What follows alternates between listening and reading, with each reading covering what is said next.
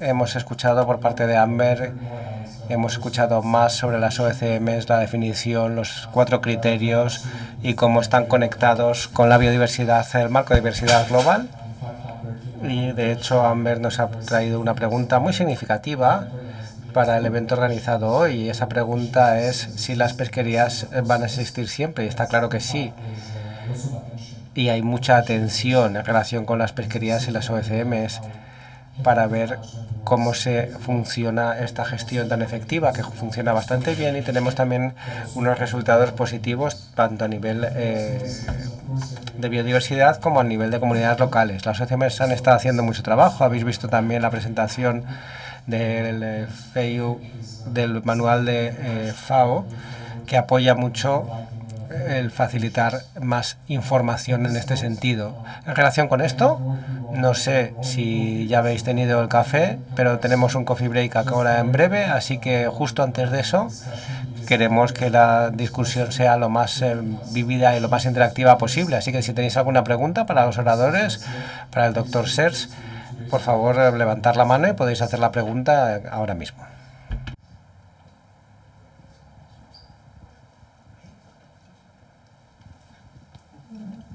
Muchas gracias, Ilias. Y como decía Julio, muchas gracias a EBCD por la colaboración y sobre todo a FEC, al grupo de expertos de pesca de IUCN, que me consta que habéis hecho un extraordinario trabajo con relación a este tema y que ha servido de inspiración a la FAO para realizar también su documento. La pregunta para Serge es la siguiente.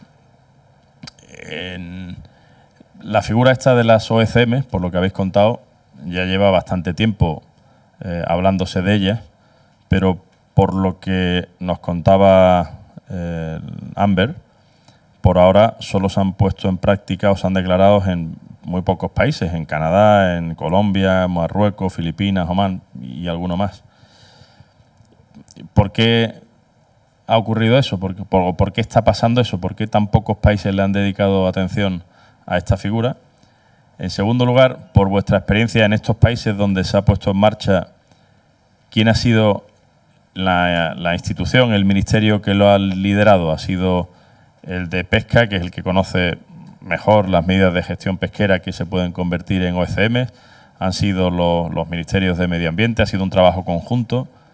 Y en su caso, ¿qué recomendaciones harías en los distintos países para ponerse en marcha con esto, para evaluarlo y en su caso declararlo?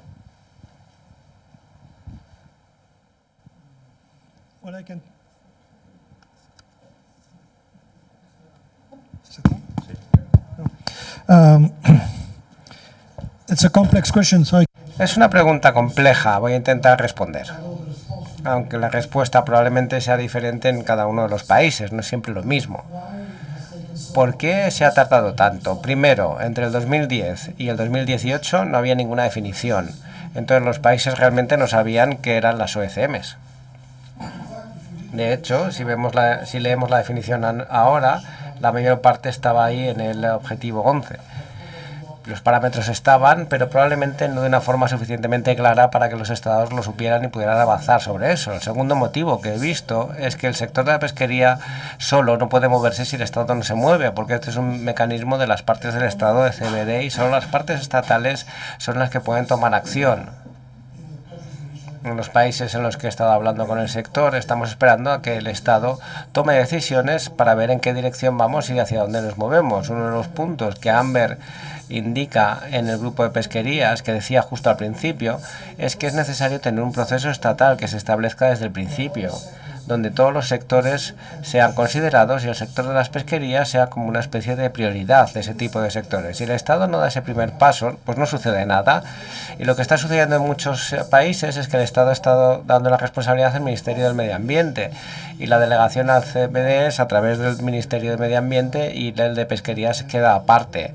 Entonces el problema es que a menos que el sector de pesquerías entre y participe en el proceso, el peligro entre comillas, es que hay algunas áreas que son principalmente para conservación y solo se van a considerar esas, y muchas de las que se utilizan para la pesquería, para el beneficio de los pescadores que también producen conservación, puedan quedar apartadas y no sean identificadas. Una de las cosas que quería decir en la conclusión y que no he dicho es que sigue habiendo muchas preguntas sobre qué son las OCMs y parece ser complicado explicar y volver a explicar lo que son. Pero en la práctica, cuando esto se hace a nivel nacional, a nivel estatal, es muy fácil. Si hay dos ministros sentados, si ahí está el Delta y tienes los expertos del área, saben exactamente cuál es el área, entonces es muy sencillo decidir si es una OCM o no. Una de las cosas que quería subrayar es que es muy peligroso para el sector de la pesca dejar que otra persona decida sobre el futuro de las pesquerías, independientemente de lo complejo que sea y de lo complicado que sea y los esfuerzos que tengan que hacer las pesquerías para cumplir las OCMs. Si quieren, creo que dejar la silla vacía en el debate sobre las OCMs será muy peligroso para el sector. ¿Tenía otra pregunta? Que cómo lo hacen en distintos países, parece que ha dicho sin micrófono. Vale, el ministro de Medio Ambiente es la respuesta, toma contacto, porque es el contacto principal entre la nación y el CBD, entonces es el ministro de Medio Ambiente el que va a hacer más.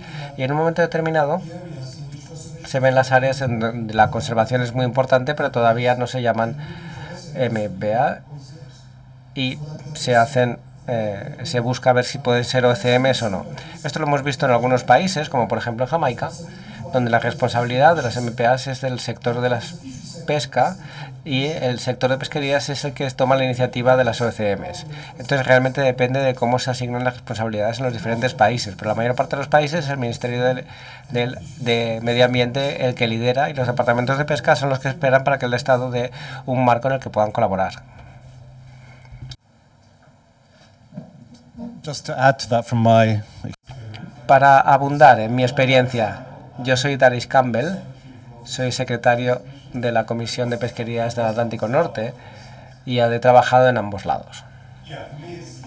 Para mí es una falta de coordinación entre los ministerios de ambos lados. Esto lo hemos visto en todos los países.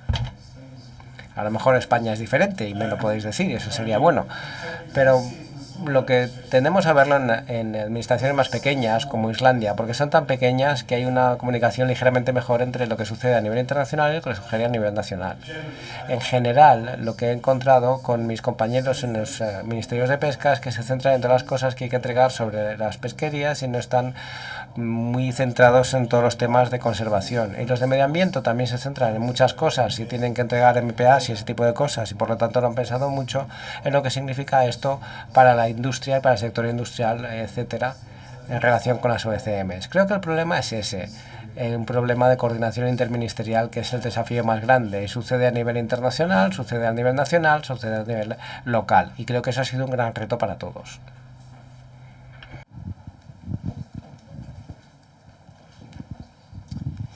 Sí, mi pregunta es para Sergi.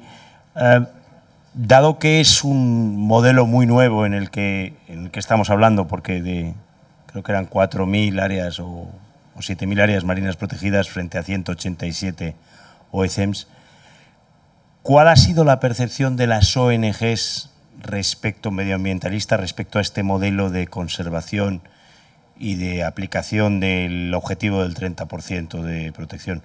Porque evidentemente si al final se empieza a usar esta medida y como ministerio la ponemos en práctica con la colaboración tan estrecha que tenemos con la Secretaría General de Pesca, si al final nos van a decir esto no es una manera de proteger el mar, estaríamos haciendo el inútil. Y queríamos saber si tenéis experiencia ya o feedback de cómo han recibido las organizaciones no gubernamentales este tipo de áreas.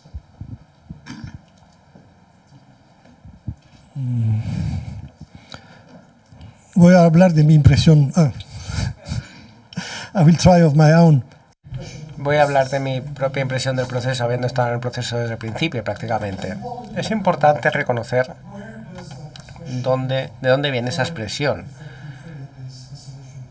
Medidas de conservación de otras áreas, que ha venido después de una noche muy dura tratando el objetivo 11 de Aichi, donde muchas agencias de conservación de la reunión empujaban su propia área para que se escribiera en la decisión. Entonces la gente que tenía interés en pájaros, en mamíferos, en tiburones o lo que sea, hacía de mi área, porque muchas de estas áreas son importantes pero no son MPAs.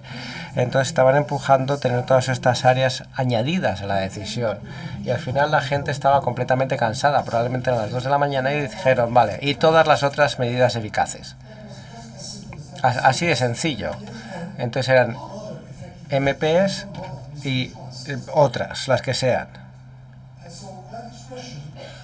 Y esa expresión realmente ha incluido a todo lo demás que tenía un efecto de conservación, pero que todavía no era una MPA, que no era un tipo especial de área.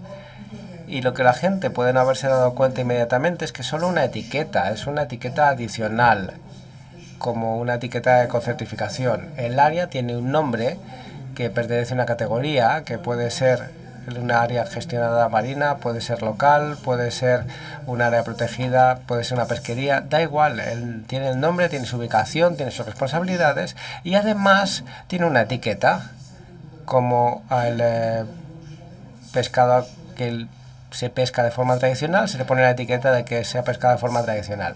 Entonces, en las islas del Pacífico, por ejemplo, pueden haber pensado que se llaman ese área OECMs, entonces ya no serán MPAs. Y no quieren eso, porque el MPAs es un nombre muy político y no quieren que ese nombre desaparezca.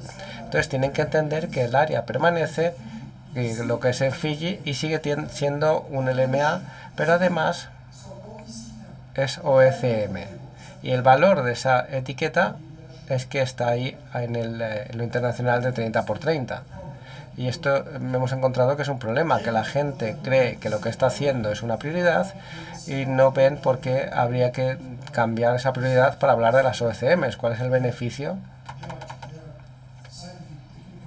Y hay temas técnicos y científicos, aparte de políticos. En el Pacífico me he encontrado casos donde hay conflictos entre las autoridades nacionales y las comunidades sobre quién tiene la autoridad de gobernanza, y tienen mucho cuidado en tener ningún tipo de transferencia de autoridad de las comunidades al Estado. Entonces, cualquier cosa que sea decidida a nivel estatal para ellos es sospechoso. Tienen miedo de perder el control que tienen de sus propias áreas. No sé si he respondido a la pregunta. ¿Puedo abundar sobre eso? Perdonen si sigo cogiendo el micrófono, pero ya que he venido, pues voy a hablar. Diría que de la comunidad de ONGs hay muchas sospechas sobre las OECMs. Siempre escucháis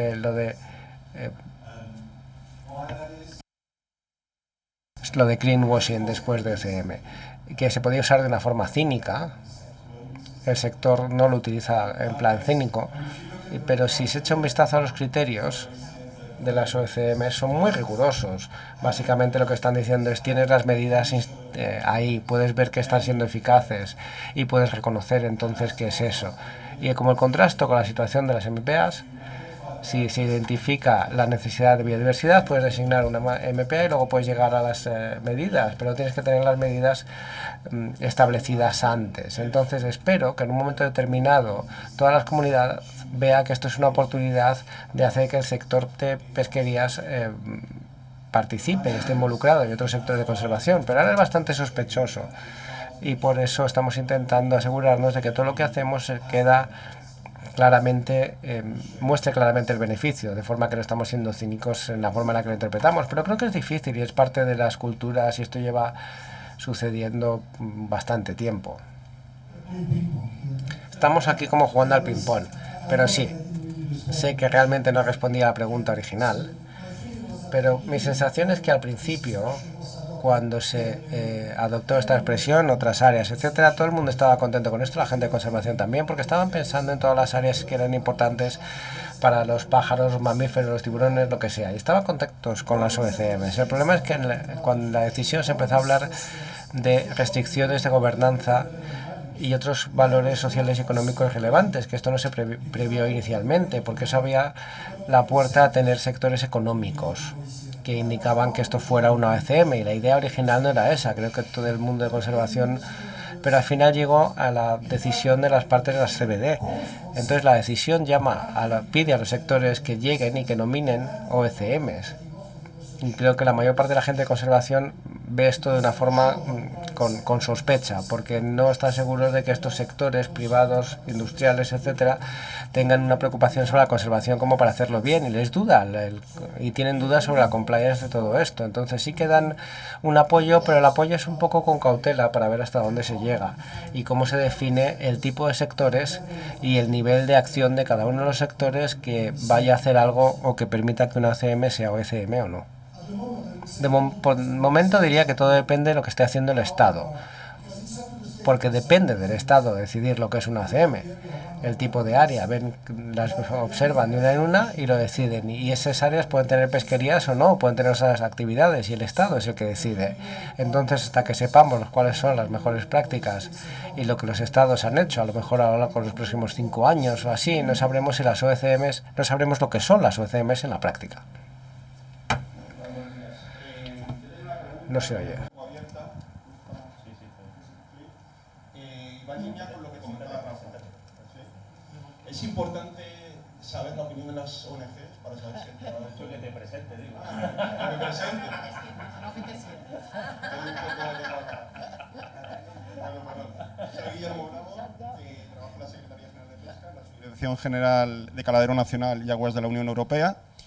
Y bueno, vengo en lugar de Juan Elizas a hacer la presentación que más tarde veréis. Y la verdad es que es muy interesante este tema, es un concepto nuevo para mí y la pregunta va en relación con lo que comentaba Rafa. Es importante saber la opinión de las ONGs, porque si nos ponemos a trabajar en estas historias en un futuro, pues el trabajo que se haga tiene que ser efectivo, obviamente. Pero a mí me parece más importante, si cabe, la opinión de la Comisión Europea. O sea, disculpadme si en este tema estoy un poco verde, pero para España o para las administraciones de los Estados miembros a nivel europeo es fundamental. Porque si no tenemos cobertura de la Comisión Europea, si la Comisión Europea no acepta que las OCMs formen parte del área correspondiente para cubrir el 30% de la superficie protegida, no va a servir para nada. En principio, vamos, se les podría convencer, pero es importante saber esa postura de partida. Gracias.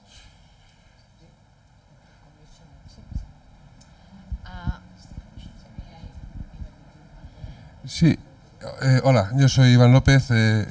Bueno, en mi trabajo de día soy gerente de una empresa pesquera, pero en mis ratos libres soy el presidente del Consejo Consultivo de Larga Distancia de la Unión Europea, compuesto por ONGs y por industria. Y lo digo esto porque me sorprende un poco la pregunta, es decir, no se hace esto para que las ONGs estén contentas o no. Esto es un tratado internacional que hay que cumplir o que no hay que cumplir.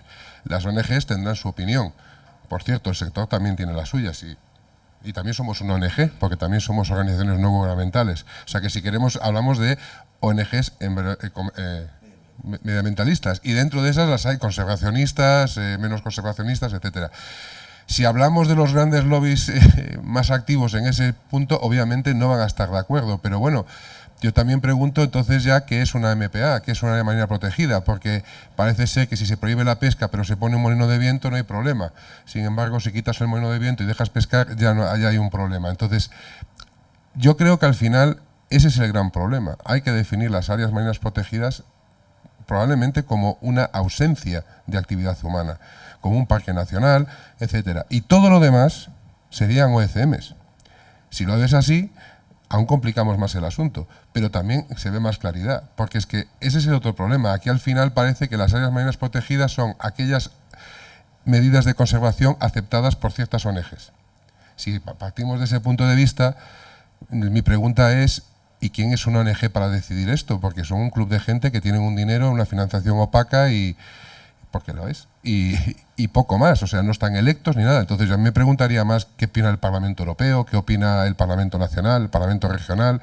En las OCMs hemos estado hablando, y es una cosa que aquí en Europa no nos damos mucha cuenta, pero está muy centrado en el tema de las comunidades indígenas, que es una cosa que en Europa también tenemos que hacernos ver, porque a nivel europeo, yo vengo de Galicia, y yo considero que nuestra región es muy dependiente de la pesca, tradicionalmente depende de la pesca, tenemos actividad pesquera documentada en los últimos 4 milenios. Y por lo tanto podríamos decir que somos también, y yo lo digo, que somos esto. La Unión Europea vino y prohibió un arte de pesca tradicional, el xeito, y nadie nos preguntó si la cultura era importante ahí. Bueno, sí, lo hizo la Xunta y tuvo que defenderse con uñas y dientes y lo ganó. Entonces, el debate, si al final me sorprende mucho esta consideración, dos preguntas directas de ¿y qué piensan las ONGs? Y yo pregunto, ¿por qué las ONGs tienen tanto peso en lo que vamos a hacer a nivel internacional? ¿No es una convención entre estados? ¿No son los estados derivados de la soberanía popular, y ya que hay elecciones el domingo, lo recuerdo, derivados del voto de la gente y no de la membresía? Porque a lo mejor habría que preguntar qué piensa Real Madrid de esto. Para mí es lo mismo. Y la comisión, no, y digo esto, no, perdona, tienes razón, y digo todo esto. No, yo sé que la tuya es la comisión, y digo todo esto porque la comisión sí está muy influenciada por lo que piensan ciertas ONGs. Y sí que está sobre todo en el aspecto de medio ambiente. Y en la comisión también hay que decir que es muy importante que, a pesar de que ambos departamentos, DG Mare y DG Envi, están bajo el mismo comisario, la coordinación entre ambos no ha sido colaborativa. Cuando ha habido coordinación ha sido imposición de un lado hacia el otro. Y ahí ya podemos entrar en un debate jurídico de la naturaleza de la política común pesquera y las directivas de medio ambiente. Pero creo que eso ya sería extremadamente aburrido antes del café. Un poco por alusiones. Es importante lo que opinen las ONGs. Y te digo que es importante porque va a depender de lo que opinen las ONGs si se va a trabajar o no se va a trabajar ahí. España ha cogido el compromiso político de cubrir el 30% con áreas marinas protegidas. En mi opinión y en nuestro departamento empezamos a sospechar que estamos muy cerca, pero es verdad que si yo completo esa otra parte con un ejercicio que va a ser bueno para la pesca, porque si estás poniendo una serie de medidas que permitan que el medio ambiente esté bien, y si el medio ambiente está bien va a estar bien la pesca, y luego me van a decir, no, mire usted, es que eso no contabiliza. ¿Que va a ser bueno hacerlo? Sin lugar a dudas, pero que va a tener más dificultad, que haya una voluntad de avanzar hacia allá, también te lo digo por conocer el paño que conocemos de cómo es la administración y cómo se mueve la administración. Sin lugar a dudas, sin lugar a dudas. Exacto. Bueno, bien, pero te recuerdo que en la administración estamos dirigidos por políticos. Sí. A mí personalmente me parece una medida y una forma de trabajar estupenda. Y de hecho yo creo que hay alguna ONG que lo está haciendo, porque BBF tiene una serie de trabajos de gobernanza basados en la gestión conjunta de las zonas. Por lo tanto, lo que quería preguntar es si tenían ellos un feedback de por dónde vamos. Sospecho por dónde vamos, por desgracia.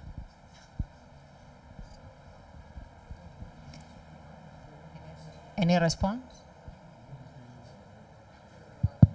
Thank you very much for your comment. Muchas gracias por los comentarios y preguntas. ¿Alguno de los oradores quiere responder? A lo mejor Serge. Just a small comment. Un pequeño comentario. En la diferencia entre MPAs y OECMs, que se ha hablado mucho y de forma repetida, que las MPAs tienen la protección de biodiversidad como objetivo principal y las OECMs pueden tener la conservación como un objetivo principal o no. En las pesquerías hay muchas ocasiones donde el primer objetivo es la protección del hábitat y todo esto. Entonces, ¿cuál sería la diferencia? Pues la diferencia es que uno está nominado por el Ministerio de Ambiente y otro por un Ministerio Económico. Esa es la diferencia principal.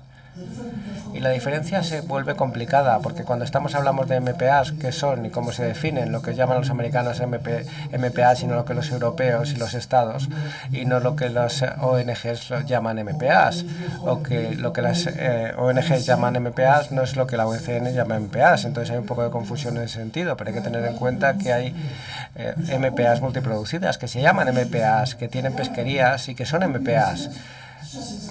Y lo mismo pasa con los OECMs, es lo mismo, pero uno lo nombra el Ministerio de Medio Ambiente y el otro lo nombra el Ministerio de Pesca. En Jamaica, como las MPAs y las pescas son nominadas por el Ministerio de Pesca, pues no hay ningún problema en hablar de OECMs, porque es la misma institución. Así que al final las diferencias no son tan importantes.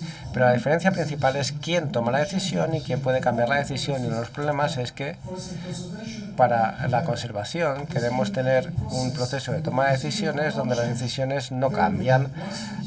Una vez que se cambia algo, que se decide algo, no se cambia. La gente de pesquería es como su vida bien depende de eso.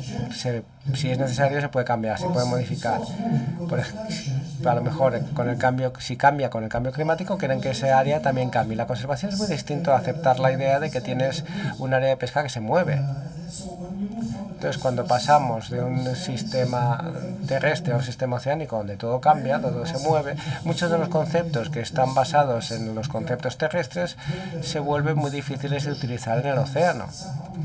Pero de alguna forma tenemos que encontrar soluciones, tenemos que inventar una nueva forma de tener unas MPA semilíquidas y unas CM semilíquidas, por ejemplo, con los sistemas pelágicos. Thank you very much.